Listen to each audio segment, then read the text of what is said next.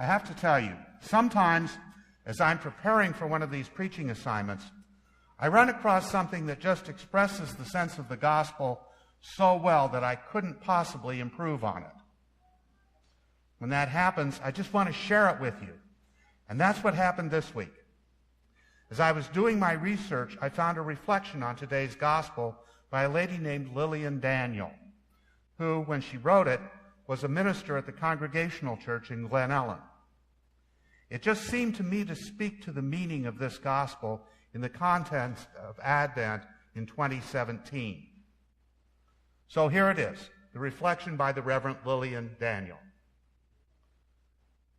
Most congregations do not need to be told to keep awake during Advent. They're already operating in a state of sleep deprivation. At a church in the western suburbs of Chicago, nobody could accuse us of being asleep at the wheel. Rather, we might be accused of scurrying and overscheduling, running but getting nowhere, like the bunnies on the rabbit wheel.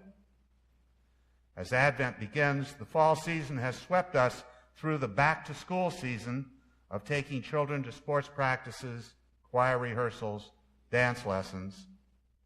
The church has aped the rhythm of the world with programs now in full gear, from youth group to adult studies and festive events. And now suddenly, the rush of Advent.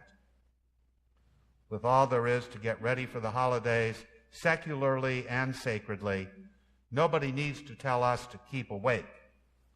As a pastor, it strikes me this may instead be the season to pass out the sleeping pills or the chamomile tea to a revved-up, over-caffeinated culture of busyness. But let us be clear that while the world's busyness may seem to be pointed towards Christmas, it is seldom pointed toward the coming Christ child. As Advent progresses, the number of shopping days left before the big day offers a countdown that stresses us out and keeps us up late. These days, we are startled into extra hours of wakefulness in a liturgical season that annoyingly presumes we might be asleep. No wonder we tune it out, like teenagers hearing a parent's repetitive lecture and knowing that mom simply does not understand.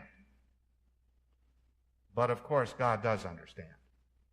In this way, the scripture from long ago reads us, not the other way around. In Advent, we are indeed asleep to much of what matters.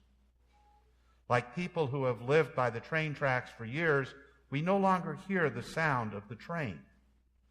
After years in church, we get used to the noise of Advent, to the coming of Christ, so much so that we no longer notice it. Or if we do, it has ceased to jolt us awake and has become instead a low, dull rumble. As children, when we first learned of Advent, we anxiously awaited the Christmas pageant and even the God it pointed to. But now tired parents might see that pageant as one more activity to drive the kids to in a busy week. New members who have been away from sacramental life return to the season of Advent with delight and wonder as the purple banners and Advent wreath appear. But after a few years, these signs of the season become mere decoration. Like the house hunter who noticed the train tracks on moving day, but later sleeps through the whistles and the engines that rush by, we can miss the thing in the season of Advent that might have been most obvious and important at one time, the coming of Christ. We may not be physically asleep, quite the opposite, but in our wakefulness to worldly ways, we fall asleep to the spiritual season, and so we need a wake-up call from the Gospel of Mark. It is a strange wake-up call for people who no longer hold fig trees as key metaphors in our cultural life. When we do encounter figs, they tend to be mashed inside that moist little comfort food cookie, or we might have a fig alongside a piece of fine cheese. But as for fig trees themselves, I don't see any on the carefully mowed lawns outside Chicago.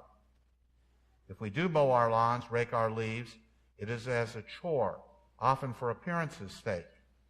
We do not normally find ourselves considering the branches of the fig tree and how they produce or do not produce fruit. Fruit production happens at the grocery store when we take the food from shelf to bag, to car trunk, to pantry, and then suddenly on our granite countertops, fruit has been produced. Yet most of us long for a richer sense of how fruit comes into the world, with its rhythms of leaves and seasons. So whether we walk in orchards or drive around the suburbs, the image of the fig tree transports us to another world. There we imagine people who tend branches, not for the fun of it or to decorate a garden that decorates a house. We imagine a place where fruit trees are tended to because they make a difference in our survival. We imagine a time when figs were a regular part of the diet and helped fill stomachs that might have been left empty if someone had not faithfully tended those branches. In a season that is gearing us up to shop, we consider what it would mean to stay away and engage the natural world rather than the world of neon malls and sales. This life is precious and unpredictable. Its seasons are short. Let us not have it slip away, only to realize that we spent it shopping. On the first Sunday of Advent, there's still time to wake up from that bad dream. There's still time to encounter instead the presence of Christ in our waking hours. An agricultural, natural image pulls no punches. The seasons pass, and the fig tree's growth follows an order. But that fig tree is fragile itself. Some figs will not make it. They simply will not flourish. Staying awake matters, not so much to protect ourselves, but also to notice the beauty in the moment. By staying awake, we may catch the second when the branch is tender and learn that summer is near. By staying awake, we may be there to see the Master who arrives when we are least expecting it, at midnight, at cockcrow, or at dawn. Amidst the holiday parties and late-night shopping trips, the gospel reminds us to be awake to God in the world. This is a way of being awake that might actually be restful and give us peace.